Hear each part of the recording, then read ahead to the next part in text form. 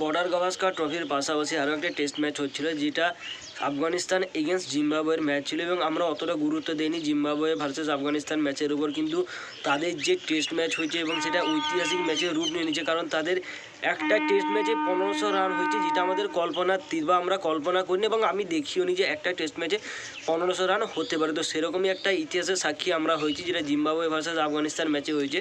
তো জিম্বাবুয়ে তাদের প্রথম ইনিংসে 586 রান করে, যেখানে আগের থেকে বলে রাখা ভালো আফগানিস্তানের প্রাইম বোলার রশিদ খান ছিল না। তো জিম্বাবুয়ে প্রথম ইনিংসে 586 রান করে এবং এর মধ্যে সবচেয়ে বড় অবদান রয়েছে সেন উইলিয়ামসের, যে 154 রান করে এবং তার পরবর্তীতে রয়েছে ব্রায়ান বেনেট, যে 110 রানের নট আউট ইনিংস খেলে আসে। আফগানিস্তানের তরফ থেকে আল্লাহ কাজাফনার 3 উইকেট এবং জিয়াউর রহমান 2 উইকেট নেয়।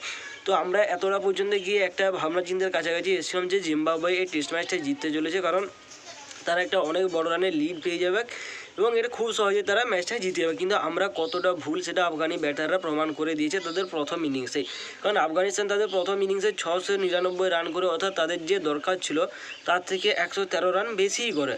তো আফগানিস্তানের তরফ থেকে সর্বাধিক রান করে হাসমাতুল্লাহ শাহিদি 246, রহমত শাহ 234 এবং আসফার জাজে 113 রান করে এবং তারা তিনজন ব্যাটার মিলে 699 রান তুলে দেয়। বাকি বাদ সেরকম কোনো ব্যাটারের রান উল্লেখ করার মতোই নেই তাদের এগেনস্টে। তো এই ম্যাচে টোটাল 5টা সেঞ্চুরি হয়, যেখানে 3টে সিঙ্গেল সেঞ্চুরি, 2টো ডবল সেঞ্চুরি থাকে।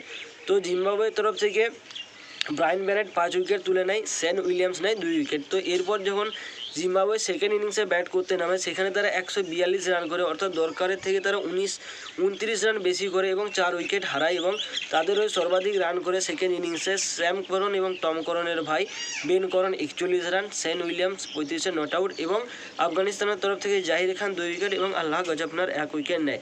তো এই ঐতিহাসিক টেস্ট ম্যাচটায় সেকেন্ড ইনিংসে যেহেতু ব্যাট করার সময় পায়নি আফগানিস্তান এবং জিম্বাবুয়ে দরকার থেকে 29 রান মাত্র বেশি করে, তো এটা চুক্তিবদ্ধভাবে জিম্বাবুয়ে ভার্সেস আফগানিস্তানের প্রথম টেস্ট ম্যাচ কিন্তু ড্র ঘোষণা করা হয়। অ্যাটলিস্ট দেখতে গেলে কিন্তু এই টেস্ট ম্যাচটা একটা মজাদার ম্যাচ হয়েছে, যেখানে বোলারদের জন্য কিছু ছিলই না এরকমটা মনে হয়, কিন্তু অপর দিক থেকে বোলারদের মধ্যে জিম্বাবুয়ে বোলার ব্রায়ান বেনেট কিন্তু প্রথম ইনিংসে 5 উইকেট তুলে নিয়েছিল। অর্থাৎ আমরা একটা ঐতিহাসিক ম্যাচের সাক্ষী হয়েছি, যেটা আমাদের বর্ডার গাভাস্কার ট্রফিতে আমরা এতটাই এক্সাইটমেন্ট ছিলাম যে এদিকে আমাদের কোনো নজরেই ছিল না। তার মধ্যে একটা ইতিহাসের সাক্ষী কিন্তু আমরা হয়ে গিয়েছি যারা টেস্ট ক্রিকেটের ফ্যান। তো অপরদিকে আরও একটা ম্যাচ ছিল শ্রীলঙ্কা ভার্সেস আমাদের আরও একটা টিম নিউজিল্যান্ড, যাদের কাছে আমরা বরাবর হেরে আসি। তো নিউজিল্যান্ড ভার্সেস শ্রীলঙ্কার প্রথম টি20 ম্যাচে শ্রীলঙ্কা 8 রানের ব্যবধানে তাদের প্রথম ম্যাচ জিতে নেয় এবং দ্বিতীয় টি20 ম্যাচে নিউজিল্যান্ড প্রথমে ব্যাট করতে নেমে 186 রান করে 5 উইকেট হারিয়ে, যেখানে Mark Chapman 42, Mitchell Hay 41 not out এবং টিম রবিনসন 41 রান করে।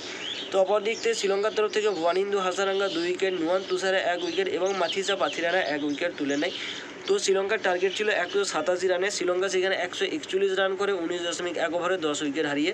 শ্রীলঙ্কার তরফ থেকে কুশাল পেরেরা 48, প্রাথম নিশাঙ্কা 37 এবং ক্যাপ্টেন আসালঙ্কা 20 রান করে।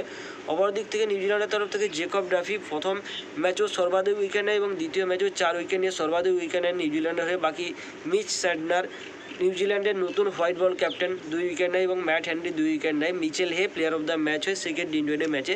2-0 ব্যবধানে শ্রীলঙ্কা থেকে নিউজিল্যান্ড এগিয়ে রয়েছে। কিন্তু অপরদিকে অস্ট্রেলিয়া শ্রীলঙ্কা যাবে তাদের লাস্ট টেস্ট ম্যাচ খেলতে, 2টো টেস্ট ম্যাচের একটা সিরিজ। সেখানে যদি শ্রীলঙ্কা 2-0 ব্যবধানে নিউজিল্যান্ডকে অস্ট্রেলিয়াকে হারিয়ে দেয় এবং তাদের আরও একটা টেস্ট ম্যাচ রয়েছে, সেখানে যদি তারা ড্র করে আসে তো ডাইরেক্ট শ্রীলঙ্কা কিন্তু কোয়ালিফাই করে যাবে WTCর জন্য। অপরদিকে কিন্তু টিম ইন্ডিয়ার একটা চান্স রয়েছে, তারা যদি লাস্ট টেস্ট ম্যাচ অস্ট্রেলিয়াকে হারাতে পারে, বাকি 2টো টেস্ট ম্যাচ অস্ট্রেলিয়া হেরে যায়, তো টিম ইন্ডিয়াও কিন্তু কোয়ালিফাই করে যাবে।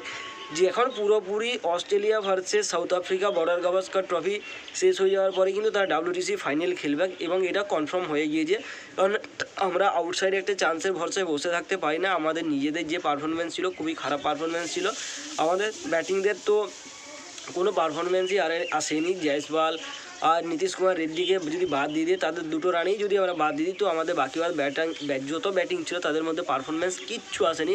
টেল এন্ডারের হয়ে নীতিশ কুমার রেড্ডি এবং ওয়াশিংটন সুন্দরের জন্য প্রথম ইনিংসে আমরা বেঁচে গিয়েছিলাম, মোটে 116 রানের লিড পেয়েছিল, নইলে কিন্তু 500 রান চেস আমাদেরকেও করতে হতো সেকেন্ড ইনিংসে। তো যাই হোক, প্রথম test match Afghanistan versus Zimbabwe যে একটা ঐতিহাসিক ম্যাচের সাক্ষী হয়েছে, ওইদিকে বর্ডার গাভাস্কার ট্রফি যেটা আমরা দেখেছি সেটাতে এক্সাইটমেন্ট ছিল এবং সেটা ইতিহাস হয়নি প্রথম ম্যাচের মতো, যেটা আফগানিস্তান ভার্সেস জিম্বাবুয়ে খেলে।